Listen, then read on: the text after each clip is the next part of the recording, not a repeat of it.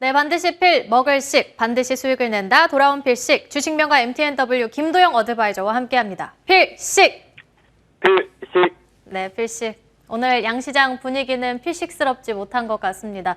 금리 인상, 인플레, 스태그플레이션 우려, 외국인의 매도, 그리고 또 원달러 환율의 상승, 하나 만족스러운 게 하나도 없는 것 같습니다. 시장 오늘도 굉장히 불확실성 안고 흘러갈 것 같은데요. 그래도 이런 시장에서 안정적인 수익을 내는 게 또 김도영 어드바이저의 전문이잖아요. 오늘 시장 대응 전략 어떻게 펼쳐봐야 될지 필식의 300초 전략 바로 시작해 보겠습니다. 네, 과연 시장이 어디까지 하락을 할 것인가, 다시 한번 하락에 대한 저점이 좀 민감하게 계속 파악을 할 것 같은데요.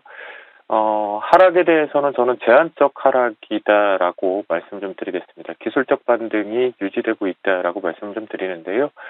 미국발에 대한 눈치 때문에 개파락 부분이 발생이 되고 있지만 지난 금요일 이후부터 계속해서 그 낙폭을 좀 축소하려고 하는 움직임들이 있습니다. 자, 그렇기 때문에 전체적으로 종목군 쪽에서나 지수 위치 쪽에서 보면 먼저 코스피 시장 쪽 같은 경우는 시장에서 많이 알려져 있는 자리인데요.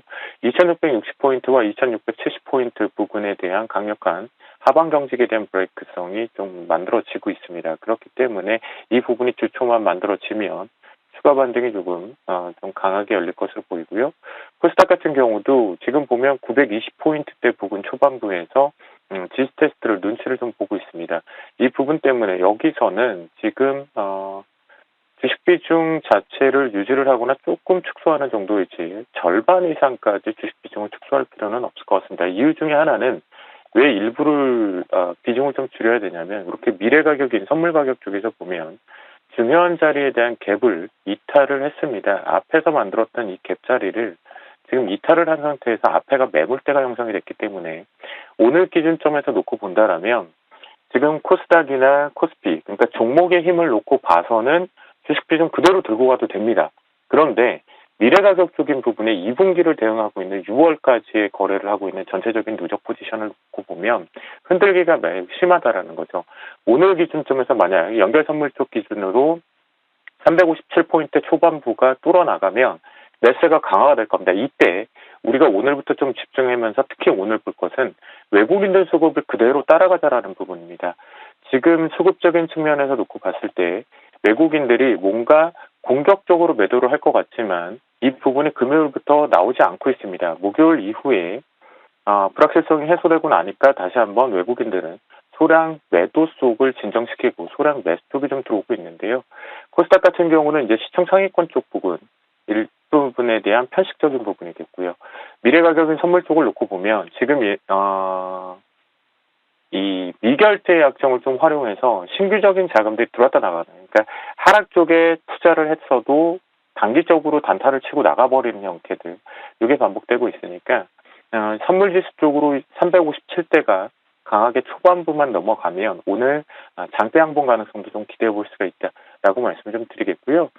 피시코 포착계에서는 이제 한 3거래일 정도 숨고르기를 하다가 좀 의미 있는 투자를 해볼 만한 종목군들이 이렇게 포착이 좀 되고 나오고 있습니다. 이 부분은 노란톡을 통해서도 또 상세하게 같이 소통을 할 거고요.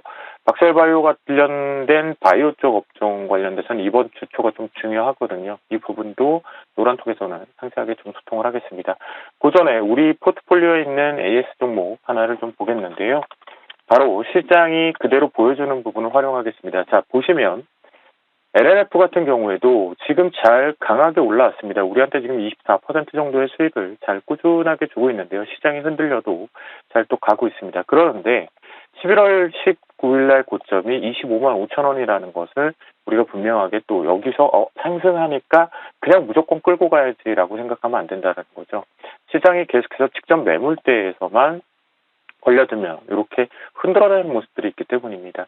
그 부분 때문에 만약 LNF 같은 경우에도 오늘 만약 시장 쪽이 강한 장대 양봉 쪽으로 전환이 되면서 이쪽으로 슈팅이 나갈 때 25만 5천 원이 다시 한번 저항대가 걸린다라면 거기서부터는 전량이익 실현을 하고 다시 눌림목, 요 앞에서 만들어진 갭을 활용한 눌림목을 재매수하자라는 관점으로 좀 대응해 보도록 하겠습니다. 그러는 속에서 지금 포착되고 있는 종목군들 중에 합성 쪽에서 조금 개별성이 좀 강합니다. 아무래도 시장이 좀 개별성이 있기 때문일 것 같은데요. 이 부분보다는 제가 지난주에 이렇게 시장이 안개 속에서 뭔가가 보이지 않을 땐 지주사가 오히려 매수 타이밍을 가져두고 미리 선취회 매수 쪽으로 깔고 앉는 것이 더 좋겠다라고 표현을 드렸었죠. 바로 지주사 성격으로 갖고 있는 LS를 오늘 포트에 피시코 포착기로 편입을 하도록 하겠습니다. 자, LS 같은 경우는 많이들 알고 계시는데요. 역시나 지주사 성격이 있는 LS 일렉, LS 전선 등인데요. 지금 보면 자회사 쪽에 대한 인프라 쪽 기대감들이 계속 전선 쪽에서 개별주가 움직이면서 대형 섹터가 지금 아직 못 움직였죠.